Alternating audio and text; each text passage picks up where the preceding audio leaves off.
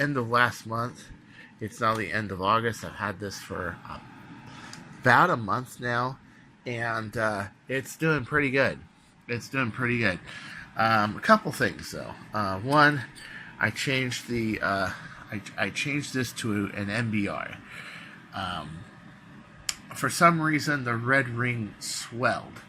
I don't know if it was a bad O-ring or what have you, but this is not a high-speed ring, so, you know, I just decided, okay, let's just go MBR. The other thing I did was I tried 18.5, it works, but I want to be able to one-hand prime. So I went to 16 Nerf Turf, and I put in a duct tape spacer. And what this does is it makes it so that the spring can't dance out of there. So we're going to try this out today. It is more weight in the front. Yes, you're putting a glob of duct tape on there. And I may lighten this up by making it a little thinner. However, this seems to straighten out the spring. And when you straighten out the spring, that means it kinks less, it has more power. I don't have anything back here, but on a long shot, you don't have to worry about the back, because the back stays stationary. It's the front. You don't want it dragging against your tip. Because with a rod and this, without any kind of spacer inside of it, it could dance. Now, there's probably lighter solutions you could probably use, but I'm thinking that this will be okay. This is what I do on Big Blue, and it's pretty nice. So we're going to take this out and see what it does. And if it shoots short, we're going to lighten this a bit. I do like the toolless disassembly back here. It does come in handy. Yes, it does. You don't have to take apart the rod or anything.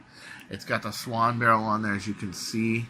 Very, very, very precise lead made barrel. I have a spacer in there. This is all drilled out to fit this 3/4. Yeah. The sled looks good. I can see a track from the lubricant right there. I'm going to re-lube it when I put it back together. Everything looks really good. The trigger catch looks like it has minimal wear. Even though it was running an 18.5, it's doing very, very good. So we're going to take this out and see what happens. So the first thing I do when I do an adjustment like this is I lock it all the way back. And the reason I do it, and I keep it locked back for a while, is to have the spring adjust for the spring spacer in there. Now what this should do is it should keep the spring, here's the old 18.5. As you can see, it's still in very good shape. It should keep the spring from yawing this way, this way or that way. And it should make it so it's even easier to prime now. And it should make it a lot more efficient. And usually it does. Next, we're going to take it outside and do a range test. I actually really like the color. Rose gold, at least this version of it, is really nice. I also, when I pull it back, I make sure that my sled is in the area, which it is. It's in the tracks. Very good.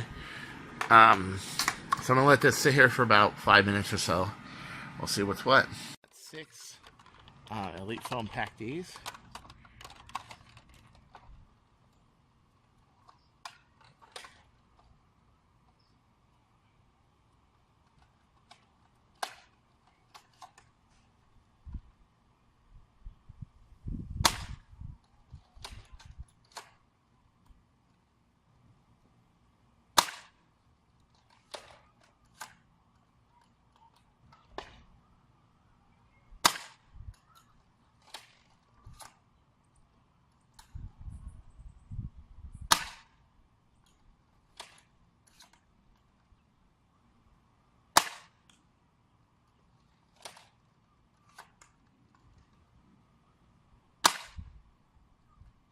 Okay, let's go check it out. So I had one that dived on me. That's in the middle of the street. I'm going to get when it's a little more cooled off. I'm going to take the sidewalk because the ground's a little hot. However, I got pretty good ranges with the 16 and the new spring guide. Almost that of the 18. Let's see what we got.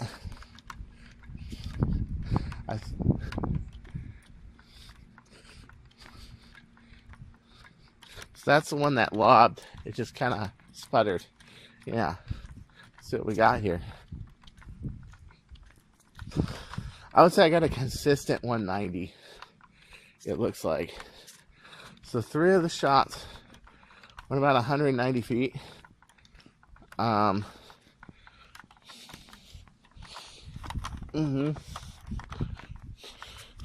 when I'm at 190. And then I've got a couple more. So I fired 6.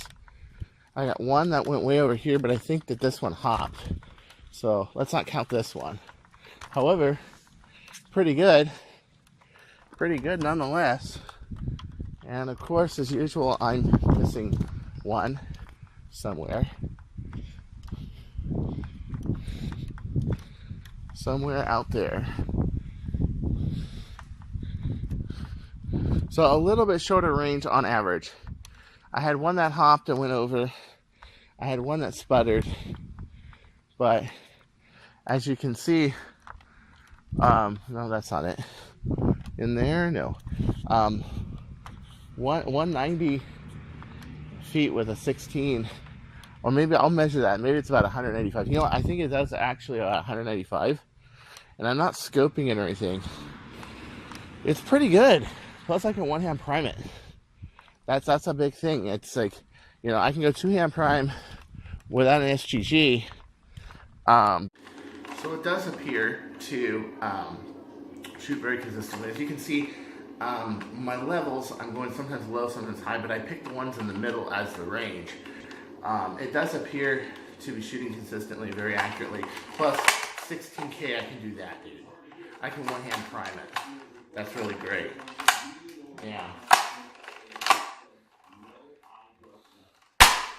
Listen to that seal. That's great. So until next time, this is Chris Cartea saying, don't you go changing, or I'll find you.